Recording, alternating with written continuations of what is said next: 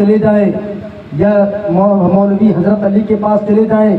یا مولوی جواد کے پاس چلے جائیں یا مولانا اختر کے پاس جائیں، جا کر علم سیکھ لیں، آپ نماز کا طریقہ سیکھ لیں، آپ روزے کا طریقہ سیکھ لیں، آپ نماز جنازہ کا طریقہ سیکھ لیں، تو لوگوں کا جواب یہ ہوتا ہے کہ اگر اب ہم اس عمر میں علم سیکھنے جائیں گے تو لوگ کیا کہیں گے، لوگوں کا کیا کہنا ہوگا، لوگ میرے بارے میں کیا خیال کریں گے۔ صرف لوگ اتنا ہی سوچتے ہیں، لیکن لوگوں کو یہ نہیں معلوم ہے، صرف اتنا تو سنا ہے کہ طلب العلم فریضۃ علی کل مسلم و مسلمہ، علم دین سیکھنا مرد اور عورتوں پر فرض ہے، لیکن کب سے کب تک فرض ہے؟ کوئی یہ بچے کی عمر کی نہیں ہے، صرف جب تک عمر بچوں کی رہی تب تک کے نہیں فرض ہے، جب تک آپ جوان رہے جوانی تک نہیں فرض ہے، صرف بڑھاپے تک نہیں فرض ہے، بلکہ میرے آقا کی حدیث ہے اطلب العلم من المہدی الی اللحد، علم دین سیکھنا فرض ہے ماں کی گود سے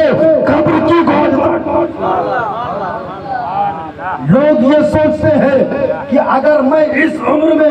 علم سیکھنے جاؤں گا تو لوگ کیا کہیں گے؟ ارے لوگ جو کہیں گے وہ آخر میں یہ کہیں گے انا للہ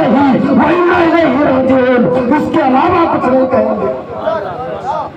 آج ہمارے اوپر بلائیں آتی ہے، مصیبتیں آتی ہے، آج ہم تمام پریشانیوں میں ہیں، اس کی وجہ کوئی اور نہیں ہے، ہم نے قرآن پڑھنا چھوڑ دیا ہے، ہم قرآن سے دور ہو چکے ہیں، ہم نماز سے دور ہو چکے ہیں، ہم نے نماز پڑھنا چھوڑ دیا ہے۔ آپ نے سنا ہے الصلاۃ معراج المومنین، نماز مومنوں کی معراج ہے، الصلاۃ عماد الدین، نماز دین کا ستون ہے۔ آج ہم نے دین کے ستون کو کمزور بنا دیا ہے، ہم نماز پڑھنا چھوڑ دیے ہیں، ہم زکوٰۃ نہیں ادا کرتے ہیں، جس کے پاس توفیق ہوتی ہے وہ فطرہ ادا نہیں کرتا ہے، ہم نے اپنے بچوں کو قرآن پڑھانا چھوڑ دیا ہے۔ اگر ہم اپنے بچوں کو قرآن کا علم دیتے تو آج ہمارے بچے شراب کے اڈے پر نظر نہ آتے، جوا کے کنارے نظر نہ آتے، گانجا پیتے نظر نہ آتے، نشہ کرتے نظر نہ آتے۔ حضرات محترم، آج ہم یہ بھول چکے ہیں کہ نماز تمام فرضوں میں سب سے اہم عبادت ہے، سب سے بڑی عبادت ہے، کیونکہ میدان محشر میں روز محشر کے دن تم سے یہ نہیں پوچھا جائے گا کہ تم نے اپنے امام کو کھانا کھلایا کہ نہیں کھلایا، تم سے نہیں پوچھا جائے گا تم نے پیر صاحب کا پیر دبایا تھا کہ نہیں، تم سے نہیں پوچھا جائے گا تم نے پیر صاحب کی غلامی کی ہے کہ نہیں، بلکہ اگر میدان محشر میں سب سے پہلے کچھ پوچھا جائے گا تو وہ یہ ہے روز محشر کی جاگداز بود اولی پش سے نماز بود۔ روز محشر کے دن سب سے پہلے رب کے سامنے جو سوال پوچھا جائے گا وہ نماز کے تعلق سے پوچھا جائے گا۔ آج ہم نے نماز کو پڑھنا چھوڑ دیا ہے۔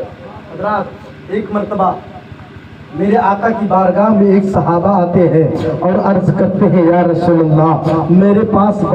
میں بہت پریشان ہوں، کئی دنوں سے گھر میں چولہا نہیں جلا ہے، یا رسول اللہ آپ مجھے کچھ عطا کر دیں۔ میرے مصطفیٰ نے حضرت فاروق اعظم کو بلایا اور فرمایا کہ دیکھو کچھ جو رکھا ہے ان کو لا کر دے دو۔ فاروق اعظم جو لا کر اس صحابی کو دے دیتے ہیں۔ میرے آقا فرماتے ہیں جاؤ اس کا آٹا بنوا لینا اور اپنے گھر میں رکھ لینا اور اپنے گھر والوں کو کھلانا، اور ایک بات یاد رکھنا اگر محلے میں کسی کی ضرورت ہوگی تو آپ اس کو بھی دے دینا، اگر کسی کے گھر میں شادی وواہ ہوگا آپ اس کو بھی دے دینا، آپ دیتے رہنا، لیکن ایک بات یاد رکھنا اس کو کبھی ناپنا نہیں، اس کو کبھی تولنا نہیں۔ جب میرے مصطفیٰ نے صحابہ کو جو دیا کہا آپ اس کا آٹا بنوا لیں، اپنے گھر والوں کو کھلائیں، محلے والوں کو بھی کھلائیں، اگر کسی کے گھر میں شادی ہو آپ اس کو بھی دے دیں، لیکن ناپے نہیں۔ کچھ دنوں تک تو یہ کام چلتا رہا،